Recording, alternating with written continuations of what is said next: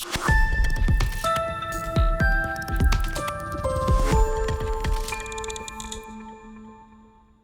everyone, I'm Mirela Ciobanu, Senior Editor with The Papers, and today we sit with Douwe Lycklama, who is the co-founder of INNOPAY. I'm pronouncing correctly, Douwe? Yes. Your last name, okay, because I remember our beginnings when we had our first interview. I think I did a bit of a bubbling there, pronouncing your name.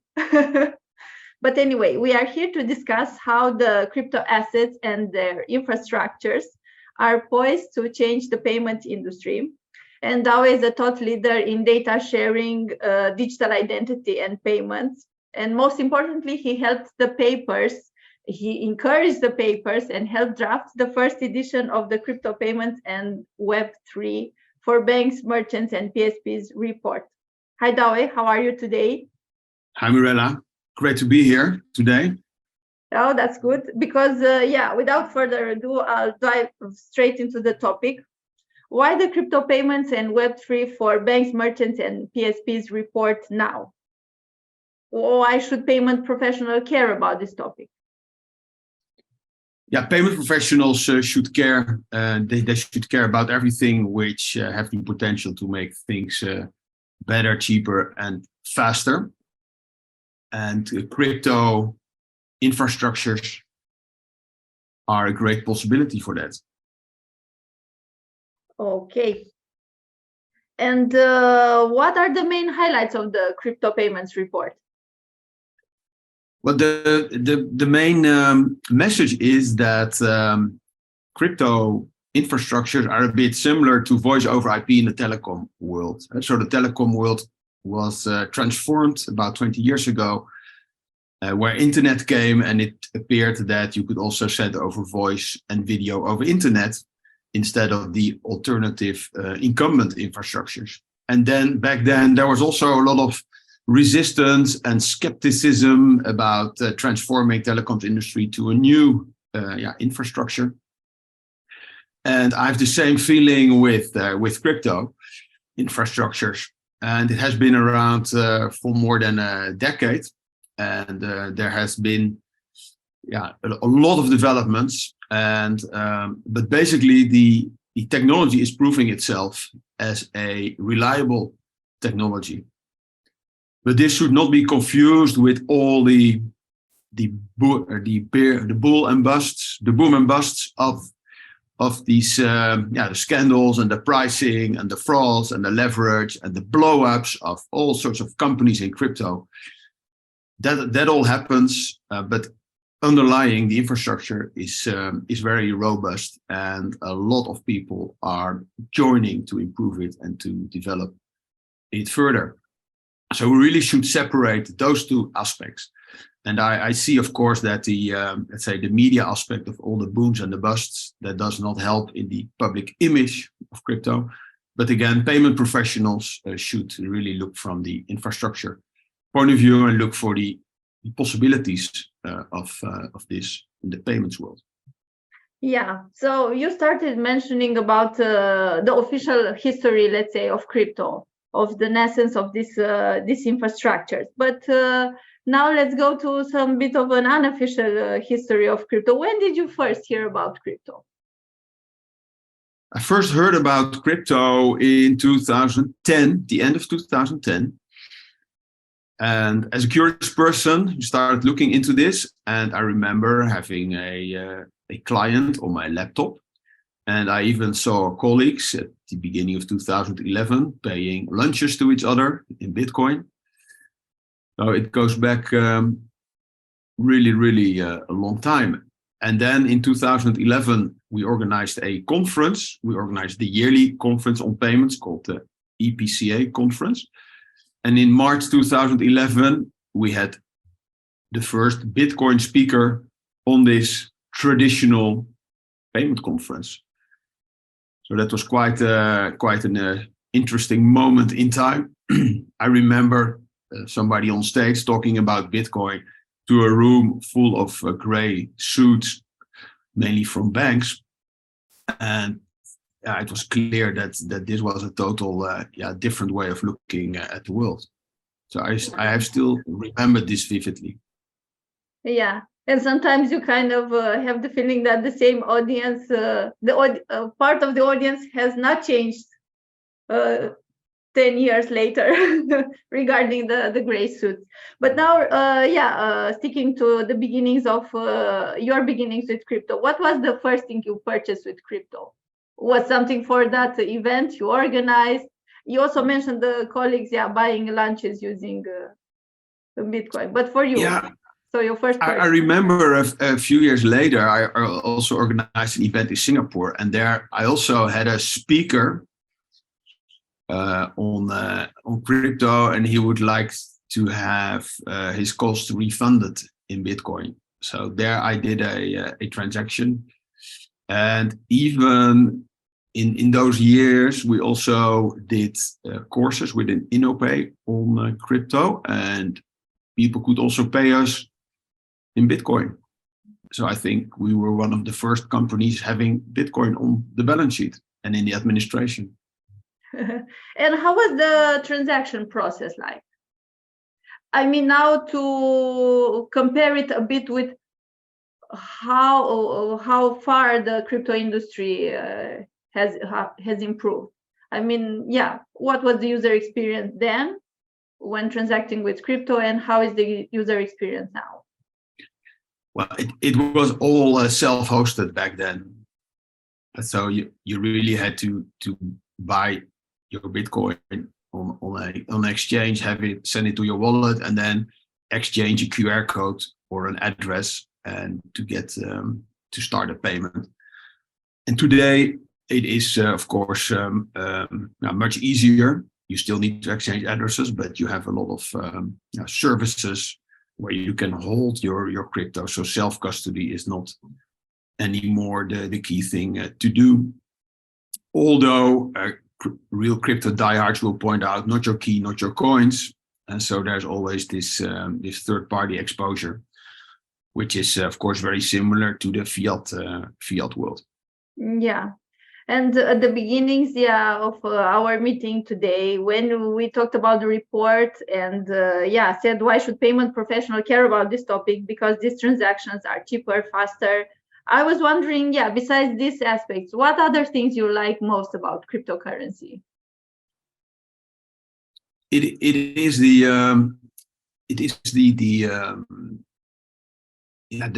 new possibilities, and the especially from the back end. I think for the end user, not much will change. They will keep on living in the fiat world. I don't expect that we will have new values of pricing, and we are all used to that. But in the back end, you can do a lot of things to make it faster, cheaper, and better, and also have a different way of doing functionalities, just like lending, exchanging, and payment.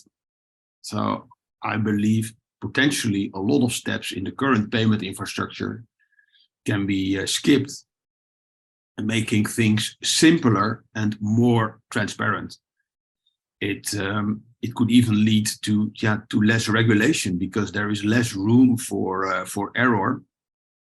From a transparency point of view, there's obviously a lot of error in when businesses start working with crypto, and these businesses are fraudulent or have a very bad operational controls. But that is just 101 regulation and oversight, and which holds for any business. But we've seen in the recent past, especially this year, a lot of blow-ups in terms of too much risk-taking and fraudulent behavior. But that is not particularly specific for crypto. Yeah. So you mentioned many benefits if adopting crypto infrastructures, but still we see that something is holding back further development, or more people, more businesses tapping into crypto payments. What is holding back the institutions, businesses? Yeah, well, for sure, regulatory clarity is holding them back, especially for institutions, because there is a lot of noise, FUD around crypto. The press is all over it, and the mainstream press always points out that crypto is not relevant and it's not good, and it's not it is often used for criminal activity. So the whole image is really, really bad, and there is a lot of press against crypto, and that does not help people living in institutions to get even dipping their toes into the water. At the same time, regulators also see they cannot stay at the side, and they really have to do something because it is not going away. And that will give clarity once the regulation is sorted out in a better way, and that will pave the way for institutional adoption. On the field of KYC and AML, crypto is already regulated for many, many years. But there is so that the chapters of regulation need to be added. A bit similar things which is done with financial institutions in terms of, for example, risk and operational controls. So I believe that is accelerated now since this year, and in 2023 we will see more clarity and also more institutional adoption. So besides the regulatory clarity and the institutional adoption, what other trends do you see for crypto payments in 2023? I see.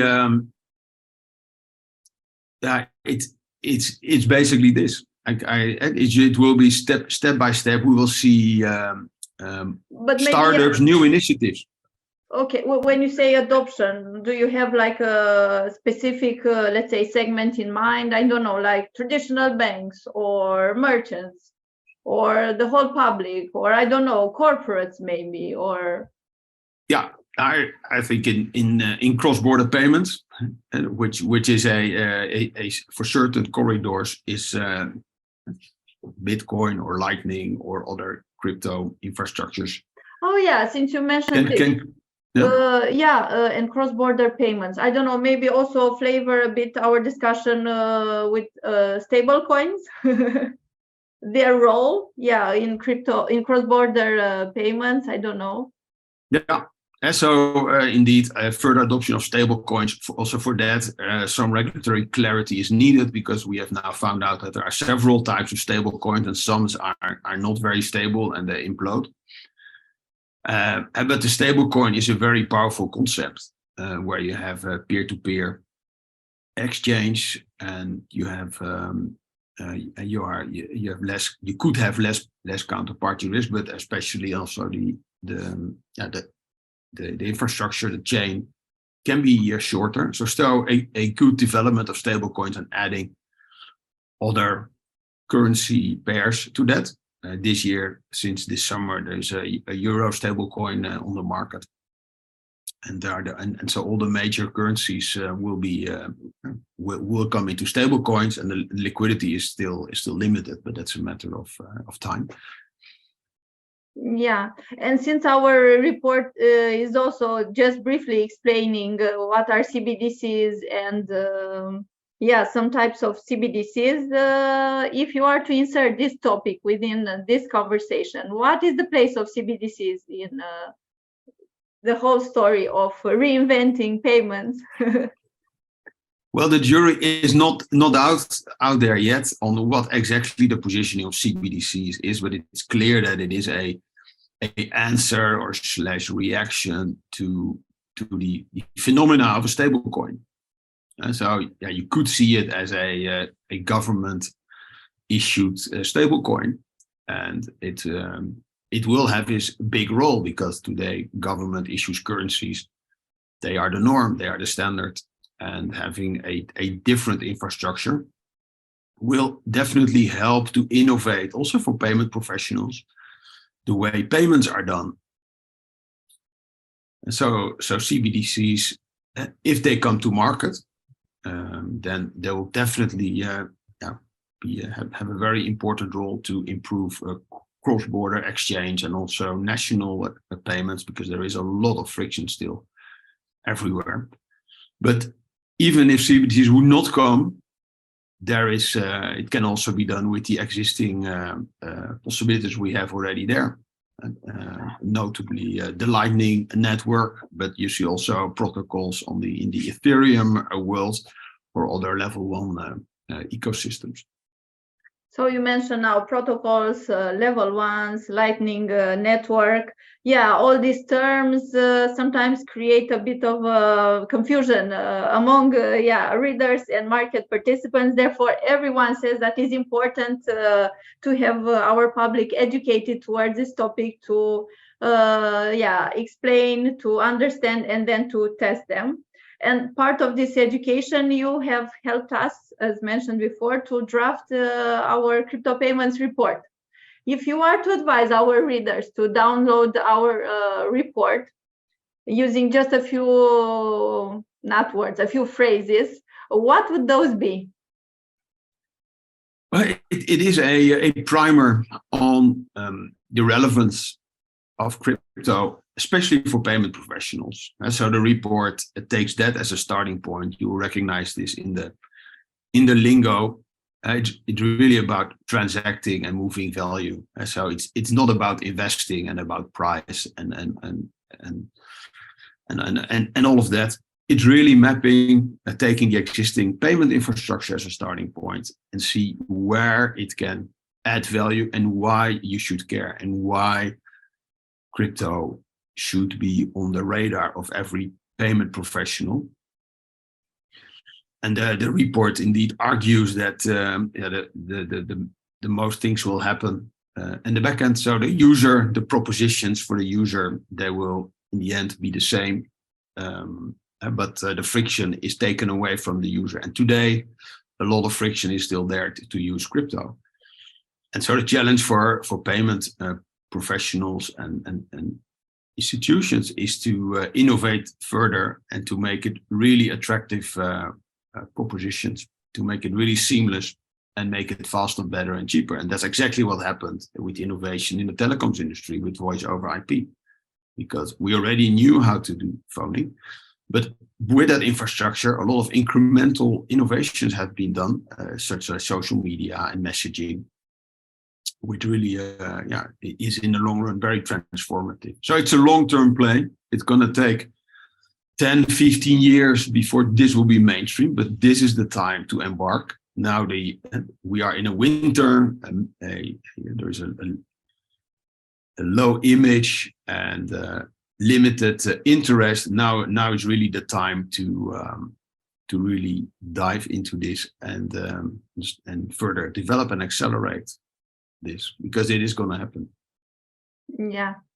I look forward for this next 10 to 15 years, as this probably means that we'll have around at least 10 to 15 edition of our crypto payments report. Yeah, this was just the first edition. So thank you. And the survey, and we also did a survey together. Oh yeah, of course. And the survey, at least the respondents of our survey, about 80% confirmed that they are indeed looking at it, studying at it, and about 50% are already engaging with this. And I admit it is a selective bias here in this survey, but still it's an important data point, proving that there are a significant amount of payment professionals really taking this advanced look. Yeah, and it would be interesting to have this survey annually to see how these percents are changing. Yeah, and to also get clearer picture on where the real value pockets are on the short to medium term, and the report, the survey gives already some indications of that, and then you end up indeed with remittances and cross-border payments and all of that. Yeah, well, you use more than a few phrases to encourage me to download the report. Nevertheless, I'll go and download it again and read it. Yeah, because I enjoyed the content of it, to develop it, and to get in touch with all these valuable contributors to have their expertise shared. So thank you, Douwe, for our chat today. Again, it has been a pleasure and insightful to learn your thoughts about how are crypto assets and their infrastructure going to change our payments industry. And we look forward to having you more at the papers on our website and now on our next Crypto Reports edition. Yeah, great. Thank you. Keep up the good work. And it's very good that the papers is putting this on the radar already now. Thanks.